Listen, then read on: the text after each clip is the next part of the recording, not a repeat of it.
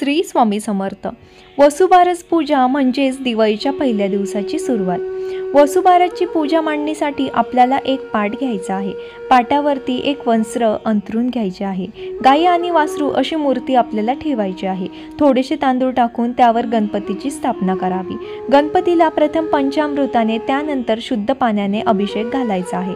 त्याच बाजूला आपल्याला बालकृष्णाची मूर्ती ठेवायची आहे। त्यानंतर तांदळाने अष्टदल कमल काढून त्यावर दिवा ठेवायचा आहे। हळदी कुंकू अक्षदा फुले वाहून आपल्याला पूजा करायची आहे। खीर शिरा किंवा खडीसाखर असा कुठलाही नैवेद्य आपल्याला ठेवायचा आहे।